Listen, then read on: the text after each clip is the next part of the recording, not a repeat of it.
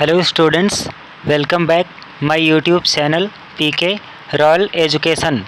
तो आज हम लोग आपके क्लास 9th की यूपी बोर्ड इंग्लिश का 2022-23 के सिलेबस के अनुसार आपके लिटरेचर टेक्स्ट बुक बिहाइव के चैप्टर नंबर 1 जिसका नाम है द फन दे हैड, इस चैप्टर का शॉर्ट आंसर्स कवर करते हैं।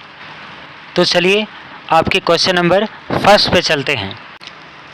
What did Margie write on the page headed 17 May 2157 in her diary? यानी अपनी डायरी में 17 मई 2157 शीर्षांकित पृष्ठ पर मार्जी ने क्या लिखा?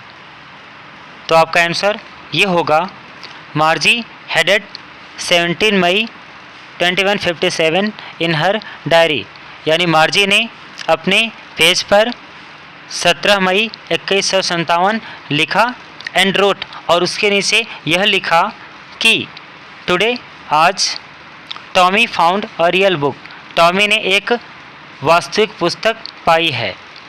यानी जो मार्जी होती है अपने डायरी के पेज के सबसे ऊपर 17 मई 2157 हेडिंग लिखती है और नीचे लिखती है कि आज टॉमी ने एक वास्तविक पुस्तक पाई है। तो इस तरह से आपका क्वेश्चन नंबर 2 कुछ इस प्रकार है, what information did Margie's grandfather give her about old sorts of books, यानी मार्जी के दादाजी ने पुराने प्रकार की किताबों के विषय में उसे क्या सूचना दी थी? तो आपका आंसर कुछ इस प्रकार होगा, when Margie's grandfather was a little boy, यानी जब मार्जी के दादाजी एक छोटे बच्चे थे, हिज ग्रैंडफादर टोल्ड हिम, तो उसके दादाजी ने यानी मार्जी के दादाजी ने टोल्ड हिम, उसके दादाजी से यानी मार्जी के दादाजी से बताया था, दैट की all stories of his age, यानी उनके युग में उनके समय में सारी की सारी जो कहानियाँ होती थीं वर प्रिंटेड ऑन पेपर्स, पेपर पर छापी जाती थीं। यानी मार्जी के दादाजी ने बताया कि जब वे छोटे बच्चे थे तो उनके दादाजी ने उनसे बताया था कि उनके युग में सारी की सारी जो स्टोरीज होती थी, कहानियाँ होती थीं, वे पेपर पर छापी जाती थीं। तो चलिए अब आपके क्वेश्चन नंबर 3 पे चलते हैं। Describe the pages of the book, यानी पुस्तक के पृष्ठों का वर्णन करें। तो आपका आंसर कुछ इस प्रकार होगा, the pages of the book were yellow and crinkly, यानी कहा जा रहा है the pages of the book, यानी किताबों के जो पेजेज होते थे, जो पृष्ठ होते थे, वर येलो पीले होते थे, एंड क्रिंकली और मुड़े हुए होते थे, एंड इट वॉज अवेफुली फनी, और यह बहुत ही मजाकिया लगता था, टू रीड वर्ड्स उन शब्दों को पढ़ना, दैट स्टूड स्टील जो कि बिल्कुल शांत खड़े होते थे। यानी ये कहा जा रहा है कि किताबों के जो पृष्ठ होते थे वे पीले और मुड़े हुए दिखाई पड़ रहे थे, और उन शांत शब्दों को पढ़ना बहुत ही मजाकिया लग रहा था। ये किसके लिए कहा जा रहा है? मार्जी और टॉमी के लिए, यानी जो टॉमी ने पुस्तक पाई थी उसमें जो शब्द हैं उन्हें पढ़ना उन्हें मजाकिया लग रहा था। तो चलिए अब आपके क्वेश्चन नंबर 4 पे चलते हैं। How according to Tommy are old books and books on television screen different, यानी कहा जा रहा है कि टॉमी के अनुसार पुरानी पुस्तकें तथा टेलीविज़न के पर्दे पर की पुस्तकें किस प्रकार भिन्न हैं।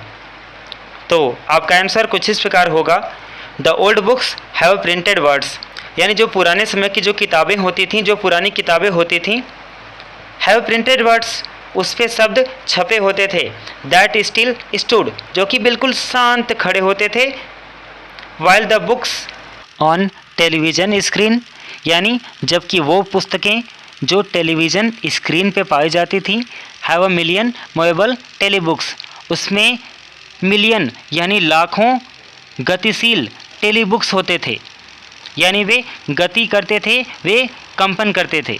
यानी कहा जा सकता है कि जो पुरानी पुस्तकें होती थीं उसमें जो छपे शब्द होते थे उनके शब्द स्थिर होते थे, जबकि टेलीविज़न स्क्रीन पे दिखने वाले जो शब्द होते थे वे काफ़ी गतिशील और गति करने वाले होते थे, कंपन करने वाले होते थे। इस तरह से चलिए आपके क्वेश्चन नंबर 5 पे चलते हैं। How old were Tommy and मार्जी, यानी मार्जी और टॉमी की उम्र कितनी थी? तो आपका उत्तर कुछ इस प्रकार होगा। मार्जी वाज 11, यानी जो मार्जी थी वह 11 वर्ष की थी, यानी टॉमी वाज 13 ईयर्स ओल्ड, और जो टॉमी था वह 13 वर्ष का था। तो अब चलिए आपके क्वेश्चन नंबर 6 पे चलते हैं। What problem was there with the test in geography, यानी कहा जा रहा है कि भूगोल के टेस्ट में क्या समस्या थी मार्जी के साथ? तो आपका आंसर कुछ इस प्रकार होगा। मार्जी was doing badly in geography, यानी जो मार्जी होती है वह भूगोल में बहुत ही खराब परिणाम दे रही होती है, बिकॉज क्योंकि geography sector was geared a little too quick, क्योंकि जो जियोग्राफी सेक्टर होता है, जो जियोग्राफी विभाग होता है वह थोड़ा सा आगे बढ़ गया होता है, उसका स्तर उच्च हो गया होता है। यानी कहा जा सकता है कि जो मार्जी होती है वह जियोग्राफी में, भूगोल में बहुत ही अच्छा परिणाम नहीं दे पा रही थी, क्योंकि जो जियोग्राफी का विभाग था, यानी जो भूगोल का विभाग था, वह थोड़ा सा अपने स्तर से उच्च स्तर में चला गया था, उसका स्तर बढ़ गया था। तो चलिए अब आपके क्वेश्चन नंबर 7 पे चलते हैं। डिस्क्राइब द काउंटी इंस्पेक्टर, यानी क्षेत्रीय निरीक्षक का वर्णन करो। तो आपका आंसर कुछ इस प्रकार होगा। द काउंटी इंस्पेक्टर, यानी जो काउंटी इंस्पेक्टर होता है, जो क्षेत्रीय निरीक्षक होता है, was a round little man, वह एक गोल मटोल व्यक्ति होता है, विद अ रेड फेस, लाल चेहरे वाला, and a whole box of tools, और वह अपने साथ एक औजारों का बक्सा लिया होता है, विद डायल्स एंड वायर्स, जिसमें डायल्स और वायर्स यानी तार भरे होते हैं। तो ये कहा जा सकता है कि वह काउंटी इंस्पेक्टर एक गोल मटोल नाटा व्यक्ति होता है, जिसके पास औजारों का एक बक्सा होता है, जिसमें डायल्स और तार पूरी तरह से भरे होते हैं। इस तरह से चलिए अब आपके क्वेश्चन नंबर 8 पे चलते हैं। द इंस्पेक्टर पैटेड मार्जीज हेड, यानी जो इंस्पेक्टर होता है वह मार्जी के सर को थपथपाता है। What did he tell Mrs Jones, और वह उसकी मम्मी यानी मार्जी की माँ मिसेस जॉन्स से क्या कहता है? तो आपका आंसर कुछ इस प्रकार होगा। द इंस्पेक्टर पैटेड मार्जीज हेड, यानी जो इंस्पेक्टर होता है वह मार्जी के सर को थपथपाता है, एंड टोल्ड, और बताता है, दैट की it was not the little girls fault, कि यह उस छोटी बच्ची यानी मार्जी की गलती नहीं थी।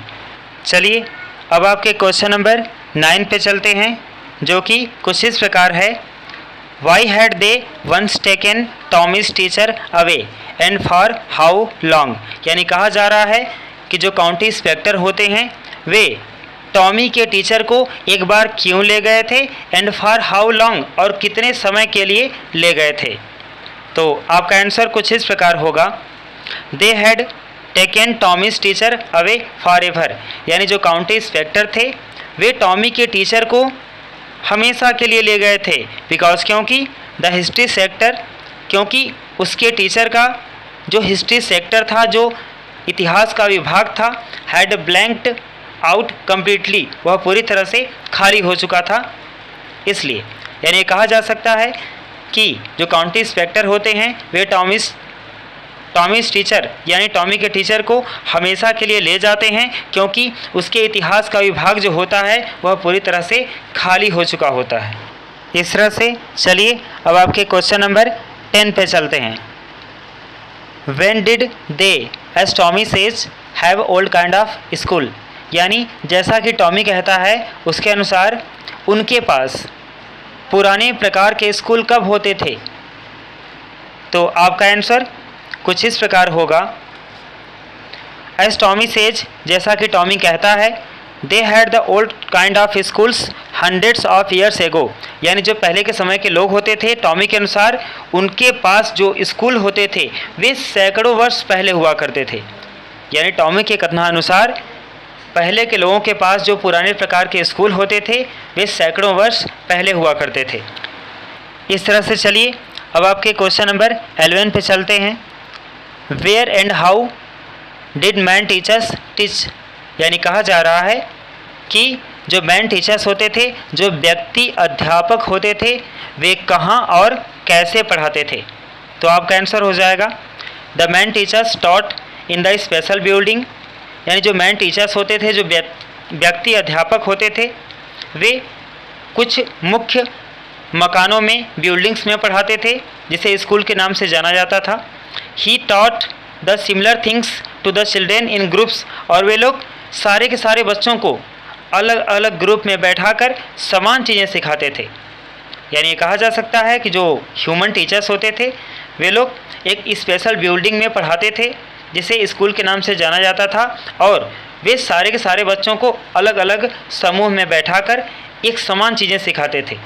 इस तरह से चलिए अब आपके क्वेश्चन नंबर 12 पे चलते हैं। What was मार्जी thinking about the old schools, यानी जो मार्जी होती है वह उन पुराने स्कूलों के बारे में क्या सोच रही होती है। दे हैड, जो उनके पास हुआ करते थे, किनके पास। When her grandfather was a little boy, जब उसके दादाजी के दादाजी एक छोटे बच्चे थे, उनके पास।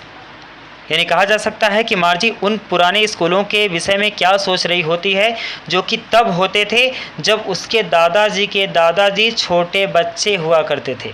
तो आपका आंसर ये हो जाएगा मार्जी वाज थिंकिंग, मार्जी सोच रही थी दैट की ऑल द किड्स, के जो सभी के सभी बच्चे होते थे, फ्रॉम द होल नेबरहुड, सारे पड़ोस से, केम आते थे, लाफिंग हंसते हुए, एंड शाउटिंग चिल्लाते हुए, in the school yard, school के आंगन में, sitting together in the school room, और स्कूल रूम में साथ साथ बैठते थे, एंड गोइंग होम, और घर चले जाते थे, टुगेदर साथ साथ, at the end of the day, दिन के अंत में।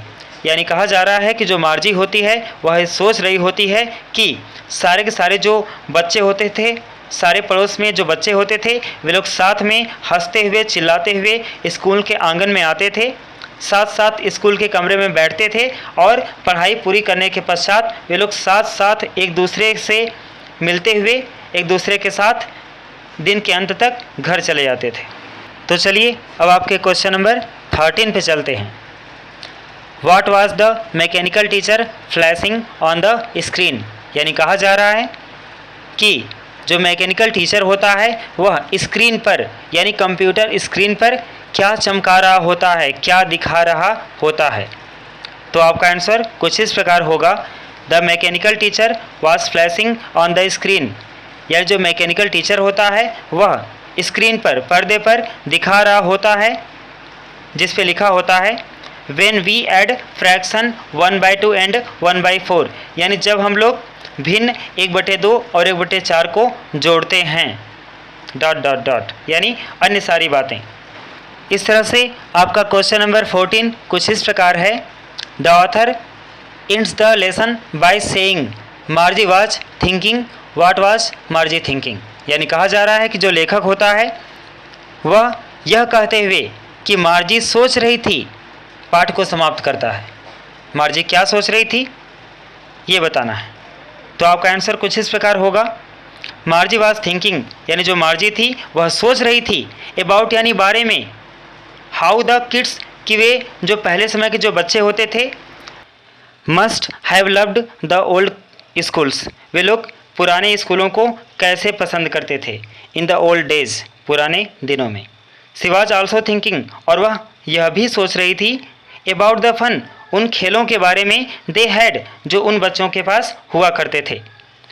तो ये कहा जा सकता है कि जो मार्जी होती है वह सोच रही होती है कि जो बच्चे होते थे पुराने दिनों में उस प्रकार के स्कूल को, पुराने स्कूलों को कैसे पसंद करते थे, और वह यह भी सोच रही होती है कि उन बच्चों के पास, उन लोगों के पास किस प्रकार के खेल हुआ करते थे।